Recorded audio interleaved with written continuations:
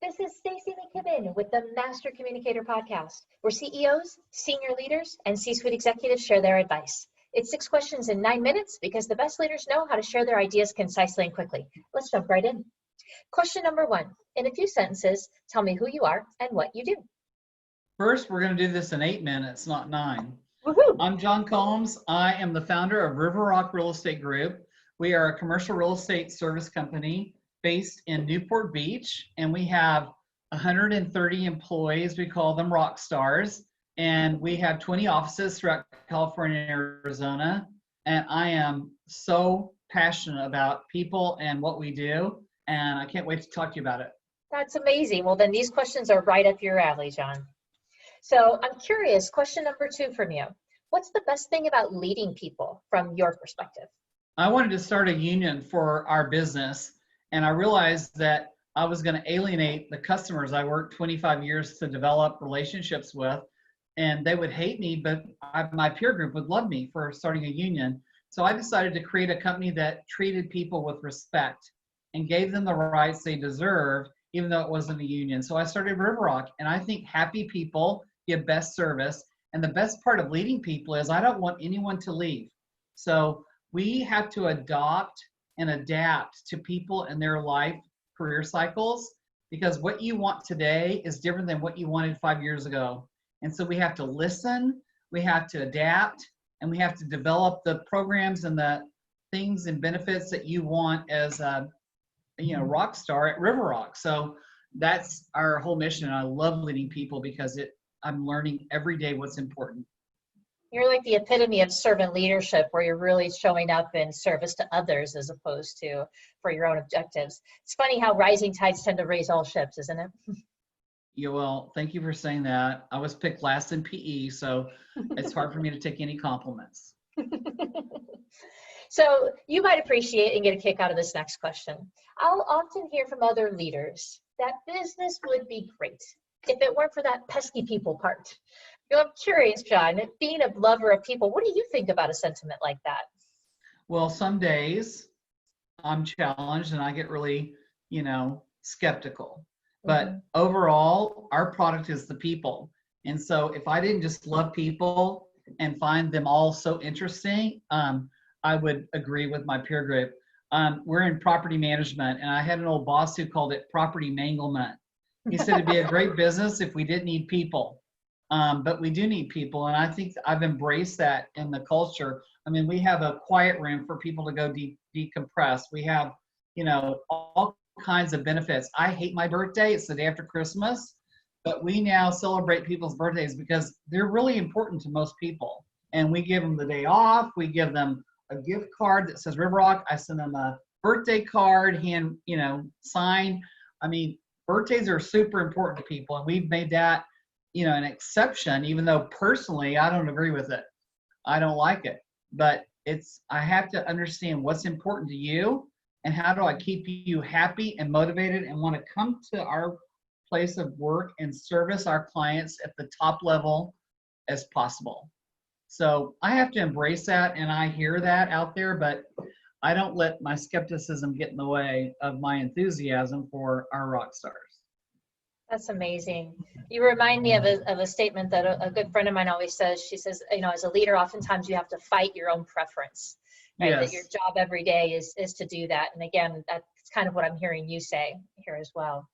But what's interesting is people change what they want in life and what they want out of their job. It could be social, it could be money, it could be friendship, it could be, help their ego and and I mean, it just depends. They want to learn. So what people want out of their job is completely different from, necessarily me as the founder and leader.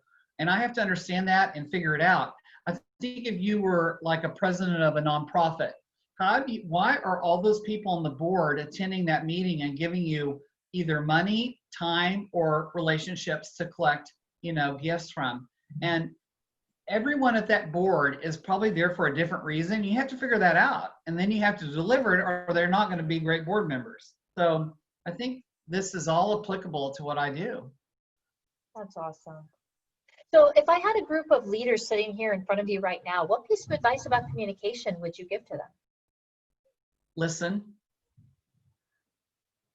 I mean, it's so simple. You have to listen to people. And I find that's the number one reason people change jobs, because they don't think they're listened to. And whether it's important to me or not, it's important to them, then it becomes important to me. And I just think you listen. And we have employee feedback sessions where half the company split in a group with a non-executive, and they facilitate questions I want to know answers to, but I don't want them to answer with suck up answers. I want real truth. And so we do this 4 times a year where we have these group calls, and it is amazing what is important to people versus what I thought they were saying in a survey. We've won best company to work for the past 9 years, applied for it.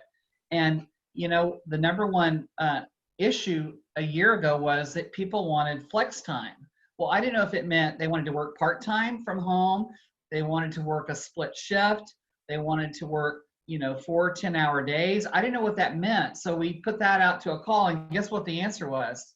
What? All of it. It meant something different to every person. Yeah, all of the above. So I just said, tell your supervisor if you want flex time, whatever that means to you. And if they can't work it out, call me. I didn't have one call, so we better not have that issue on the next survey. That's amazing. That's amazing. All right, question number 5 for you, John. What other successful business leaders like yourself, right? Who are the other John Combs that are out there carrying the bag, you know, getting bloodied and beaten on the battlefield of business and life, right? Who else should be on the podcast that we should be paying attention to? There's 2 people I thought of, and they're so different, but they're so unique in their core values that I respect them immensely. One is Stan Roaldies, who runs Shorenstein Company nationally. And Stan Roaldies, I mean, he's been there his whole career, his entire career. And the family, the Shorenstein family, he's tried to retire multiple times. They say, please stay 2 more months, 1 more month. And he stays because he feels guilty leaving. And he's a legend in our business. He would take anyone's phone call, and he would do whatever he could for anybody. And I think that's so important, even as a top leader in our business. And the other is Ben Davis. And Ben Davis founded Illuminate. I'm on the board of illuminate.org. They're the ones that illuminate in public spaces for no sponsorships, works of art. So they illuminated the Bay Bridge in San Francisco. We're about to do an illumination called Pink Triangle for the week of Pride in San Francisco. The governor and the mayor of Oakland and the mayor of San Francisco are all carrying the torch of the Pink Triangle on Friday evening. It's an amazing event. I had no idea what the Pink Triangle stood for. I learned, and as a board member, I took it upon me to make that work. Ben was an amazing marketing PR guy, and he was on his bike, looked at that ugly Bay Bridge, and he looked at the beautiful, he said, we got to do something with that poor ugly sister. And he illuminated it, and it's amazing if you've been to San Francisco. So I think Ben Davis, for his, you know, courage to leave a for-profit company and found a nonprofit art institute, is another amazing leader I really respect. That's awesome. I will definitely go seek them out and see if I can't get them on the show too.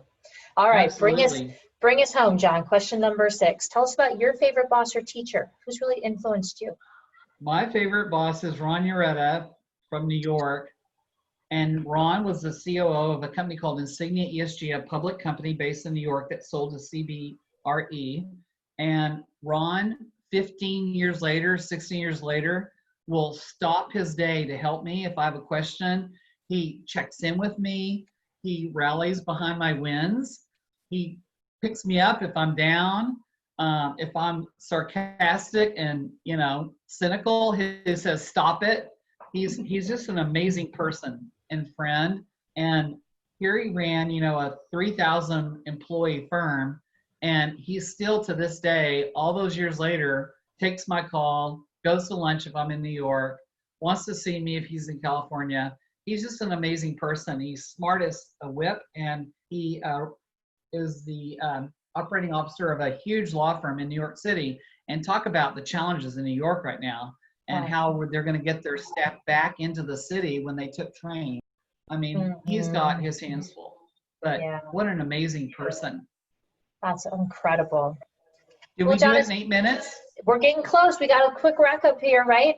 So, I just wanted to thank you for being on the show and just tell you it's been an honor to have you here. If somebody wanted to reach out and say hi, how might they do that? Well, I'm at John J. Combs at riverrockreg.com, or on social media, it's called John Combs CRE, which stands for Commercial Real Estate. And I would love to have more followers and people connecting on LinkedIn and all those locations and people. I try to keep it interesting and fresh and relevant. That's amazing. Well, I hope that somebody will go out and say hi at least and continue the dialogue to learn from you, because you've got a lot of great ideas to share. And I hope you come back and join us on the show too. We'll have another 6 questions and have you back on again very, very soon. Thank you. And a shout out to Scott Pritchett for recommending me. Thank you. Woohoo! And this is Stacey McKibben with the Master Communicator Podcast. For more ideas and insights, please do go check us out at www.concilioteam.com. And we look forward to seeing you again next time. Take care.